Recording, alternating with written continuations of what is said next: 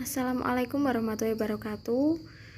Kami dari kelompok 11 akan mempresentasikan hasil diskusi kelompok kami tentang filsafat demi pengetahuan ilmiah, Auguste Comte.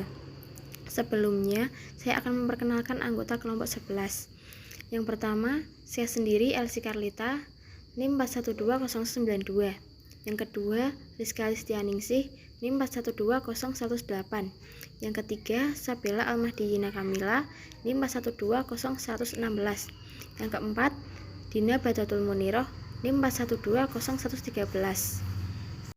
Selanjutnya, saya akan menjelaskan tentang sejarah filsafat positivisme. Filsafat positivisme ini mulai bergulir sejak abad 19. Ini berarti sesudah berkembangnya filsafat teologi dan metafisika. Kendati demikian, kehadiran filsafat positivisme tak serta-merta menghapus atau menafikan aliran-aliran filsafat terdahulu. Filsafat positivisme menjadi salah satu aliran tersendiri yang menambahkan hasanah keilmuan dan metode berpikir. Penelitian ilmiah ini berkembang di berbagai negara dengan proses penerapan yang disesuaikan dengan kondisi setempat. Yang kedua, pengertian positivisme. Positivisme merupakan paradigma ilmu pengetahuan yang paling awal muncul dalam bidang ilmu pengetahuan. Keyakinan dasar aliran ini berakar dari paham ontologi yang menyatakan bahwa realitas ada eksis dalam kenyataan yang berjalan sesuai dengan hukum alam, natural laws. Upaya penelitian dalam hal ini adalah untuk mengungkapkan kebenaran realitas yang ada dan bagaimana realitas tersebut selayaknya berjalan. Saya Rizka Listianingsih, NIM 412018, akan melanjutkan materi yang selanjutnya, mengenai perkembangan positivisme. Terdapat 3 tahap dalam perkembangan positivisme. Yang pertama, tempat utama dalam positivisme pertama diberikan pada sosiologi, walaupun perhatiannya juga diberikan pada teori pengetahuan yang diungkapkan oleh Comte dan tentang logika yang dikemukakan oleh Mill. Yang kedua, munculnya tahap kedua dalam positivisme berawal pada tahun 1870 sampai 1890-an dan berpautan dengan Mach dan Avenarius. Keduanya meninggalkan pengetahuan formal tentang objek-objek nyata objektif yang merupakan suatu ciri positivisme awal.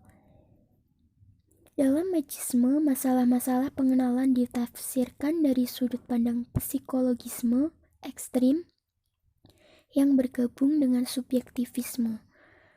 Tahap yang ketiga, perkembangan positivisme tahap terakhir, berkaitan dengan lingkaran Wina dengan tokoh-tokohnya O'Neurath, Carnap, Schlick, Frank, dan lain-lain, serta kelompok yang turut berpengaruh pada perkembangan tahap ketiga ini adalah masyarakat filsafat Berlin.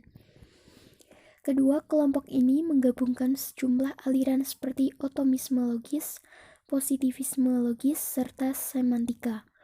Pokok bahasan ini diantaranya tentang bahasa logika simbolis, struktur penyelidikan ilmiah, dan lain-lain. Selanjutnya yaitu ciri-ciri positivisme. Yang pertama, objektif atau bebas nilai.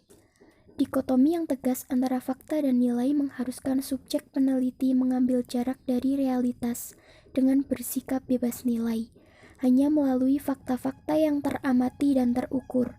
Maka, pengetahuan kita tersusun dan menjadi cermin dari realitas. Yang kedua, fenomenalisme. Tesis bahwa realitas terdiri dari impresi-impresi.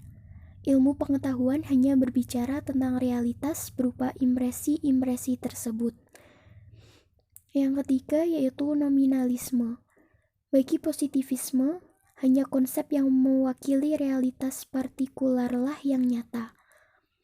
Yang keempat, reduksionisme.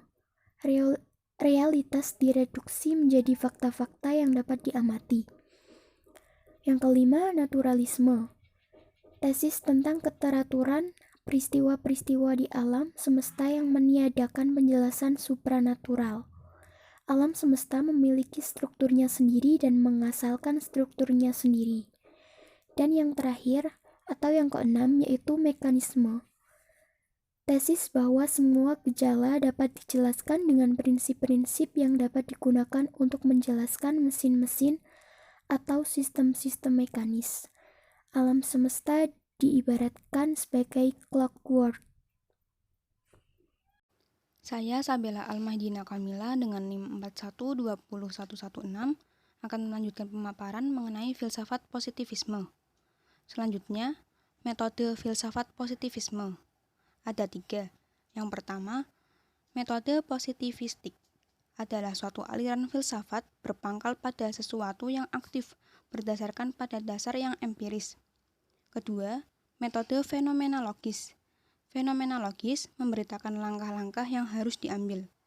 Yang ketiga, metode kritis. Merupakan metode yang lebih menggunakan rasio atau akal yang memiliki hubungan timbal balik, seperti antara guru dengan murid. Selanjutnya, mengenai kelebihan positivisme. 1. Kadar dari paham positivisme jauh lebih tinggi daripada paham empiris dan rasional. 2. Hasil dari positivisme mampu membuat manusia menjelaskan pengetahuan secara konkret, pasti, dan bisa jadi mutlak, teratur, dan valid. Yang ketiga, dapat mendorong orang untuk bertindak aktif dan kreatif. Keempat, mampu mendorong lajunya kemajuan di sektor fisik dan teknologi. Yang kelima, positivisme sangat menekankan aspek ilmiah. Saya Dina Baturatul Muniroh, NIM 41201113 akan melanjutkan presentasi mengenai filsafat positivisme. Selanjutnya, kekurangan positivisme. Yang pertama, positivisme dinilai sebagai akar terpuruknya nilai-nilai spiritual dan bahkan nilai-nilai kemanusiaan.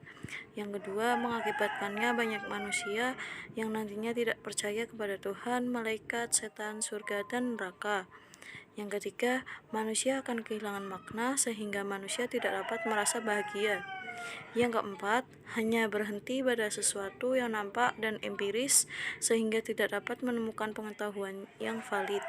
Yang kelima atau yang terakhir, kajiannya terbatas pada hal-hal yang nampak saja. Selanjutnya, tokoh-tokoh filsafat positivisme. Yang pertama, Auguste Comte, yang kedua John Stuart Mill, yang ketiga Hippolyte Taine Adolphe, yang keempat Emile Durkheim, yang kelima Charles D. Hardy, yang keenam atau yang terakhir D.J. O'Connor. Terima kasih. Wassalamualaikum warahmatullahi wabarakatuh.